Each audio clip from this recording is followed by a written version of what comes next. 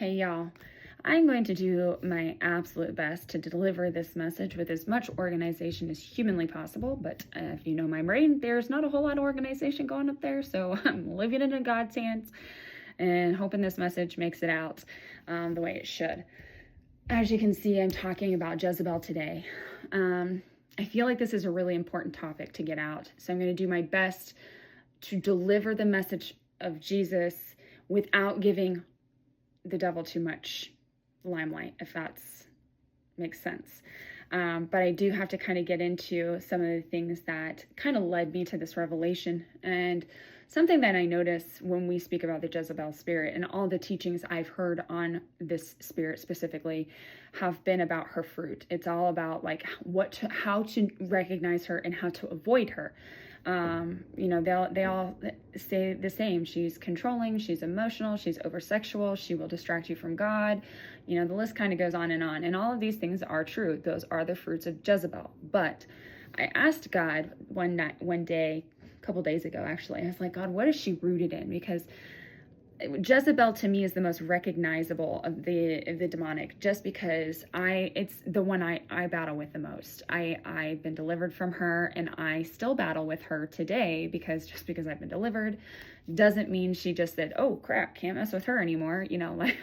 Like she still tries to get her claws in and her digs.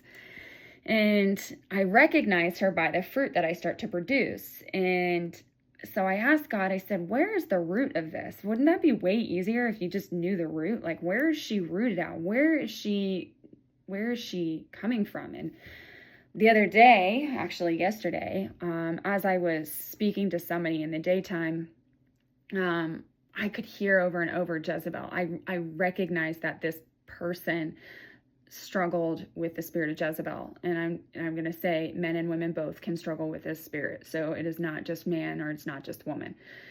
And so I was talking to this person, and I just kept hearing Jezebel. And then I was like, yes, but I want to speak life into them. So I don't want to give Jezebel credit. I want to speak life into this person, God.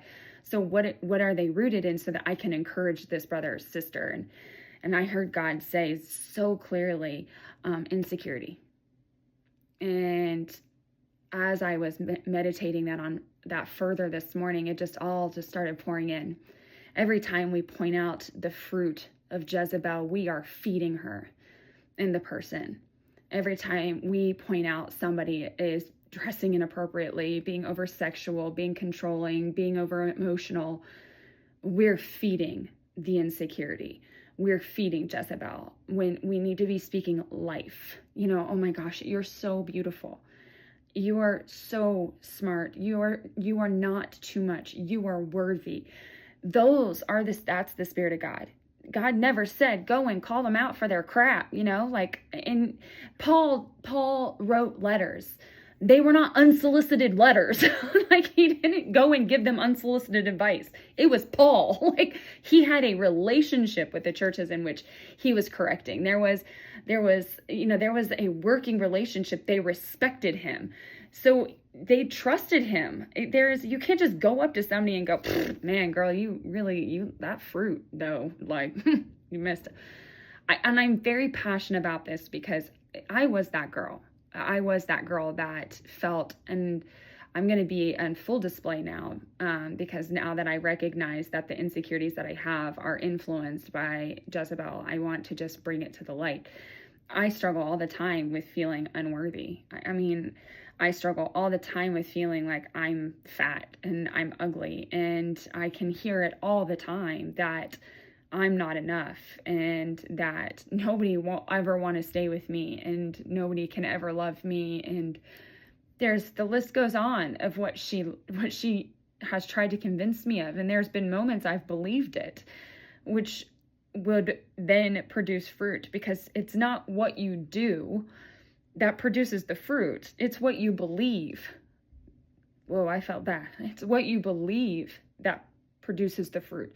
If you believe God and what he says about you, his fruit will be produced within you. If you believe what Jezebel says about you, her fruit will produce in you. And honey, that's not your fault. She's feeding on something you already believed about yourself. And I don't I don't ever want to be on here and tell people like your fruit is crap, so therefore you're going to hell, because that's not true. And I feel really passionately about that, very passionate about that.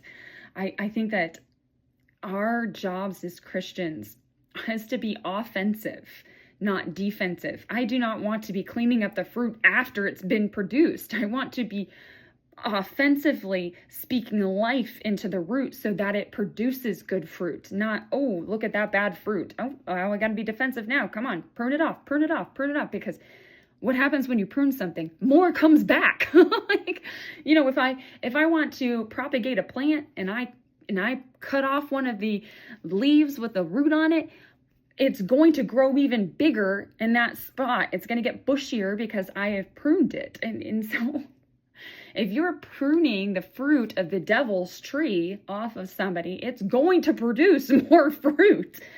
That's why you got to offensively speak life into somebody. And I felt that so strong. And there are so many people out there that battle, that secret battle that they don't want to share with people because of what they believed about themselves. And I don't, as Christians, we're not supposed to feed the demons. We're supposed to feed life. We're supposed to breathe life into people.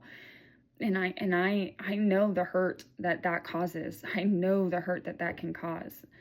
And so I want to speak life into somebody right now and tell them they're not alone, that you are seen and you are heard and you are loved, and Jesus, the Spirit, and Jesus in others loves you too. It's not just, you know, like it's a tangible relationship with Christ, but those that love Jesus will love you too, because like spirits, he says, go and love one another as I have loved you. And we do, because that's a command from him. And if you love him, you cannot help but follow his commands, because it is not us that works, but he that works in us. And so I just really I hope that somebody hears that today. Please hear me when I say, and I look at you and say, you are not too much. You are exactly enough, and you are perfectly made. You were not a mistake. And the imperfections that the enemy has tried to exploit are the broken pieces that God wants to make beautiful in your life. And you see something perfect, it's not beautiful. It's okay to look at. I mean, it's okay. But what makes something beautiful is the imperfections. I don't want something perfect. I want something imperfect and beautiful, and like it's been run through a few things. Like that to me is gorgeous. And I know that's how Jesus feels about us. Like I know that he's like, oh, that shiny one, that one that looks perfect. I don't want that one. I want that really broken one with all the character and all of the flaws. Look how beautiful she shines. And that's how God feels about you. So I really hope that this helps somebody tonight. And me and all my Care Bear Wonders, because they were the best. And so not ashamed. But I hope you guys have an awesome night. And God bless you with sweet dreams.